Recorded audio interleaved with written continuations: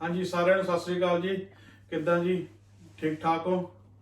I hope सारे ठीक ठाक होणगे ते महाराज सारिਆਂ ते किरपा रखे।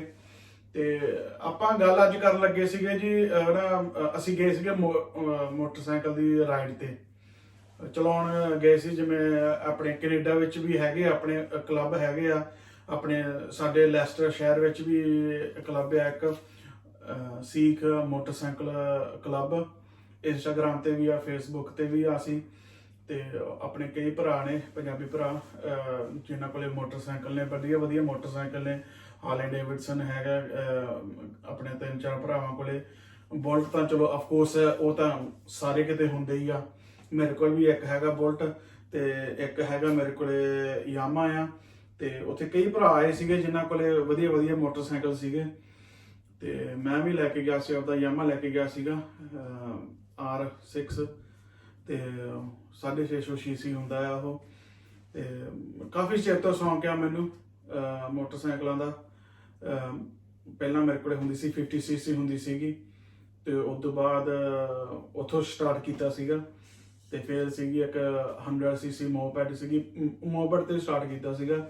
ਫਿਰ ਇੱਕ ਲਿਆ ਸੀਗਾ ਮੋਟਰਸਾਈਕਲ 125 cc ਦਾ 125 ਤੇ ਉਸ ਤੋਂ ਬਾਅਦ ਇੱਕ ਹੋਰ ਮੋਟਰਸਾਈਕਲ ਲਿਆ ਸੀਗਾ, ਉਹ ਫਿਰ ਸਿੱਧਾ ਜੰਪ ਮਾਰਿਆ ਸੀਗਾ ਵੱਡਾ ਤੇ ਉਹ ਪਰ ਥੋੜਾ ਬਹੁਤ ਜ਼ਿਆਦਾ ਫਾਸਟ ਸੀਗਾ ਤੇ ਨਾਲੇ ਭਾਰਾ ਬਹੁਤ ਸੀਗਾ।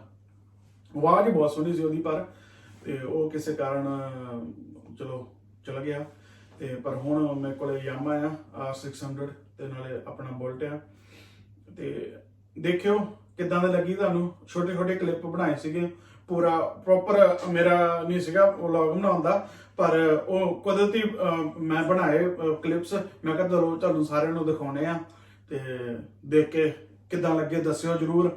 ਤੇ ਨਾਲੇ ਸਾਡੇ ਚੈਨਲ ਨੂੰ ਸਬਸਕ੍ਰਾਈਬ ਕਰੋ, ਕਮੈਂਟ ਕਰਿਆ ਕਰੋ। ਸਾਡੇ ਥੋੜੇ ਜਿਹੇ ਤੁਹਾਡੇ ਨਾਲ ਹੀ ਆ ਅਸੀਂ, ਤੁਸੀਂ ਸਾਨੂੰ ਪਿਆਰ ਦਿਓਗੇ ਤੇ ਅਸੀਂ ਹੋਰ ਵਧੀਆ ਤੁਹਾਡੇ ਵਾਸਤੇ ਚੀਜ਼ਾਂ ਲੈ ਕੇ ਆਇਆ ਕਰਾਂਗੇ।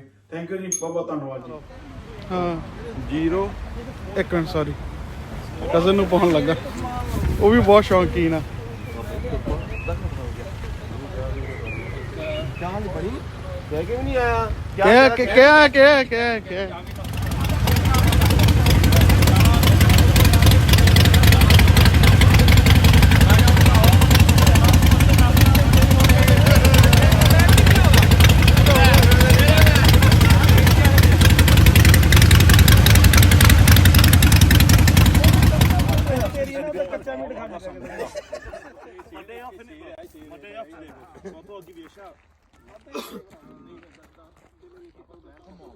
What are you doing painting and all that stuff?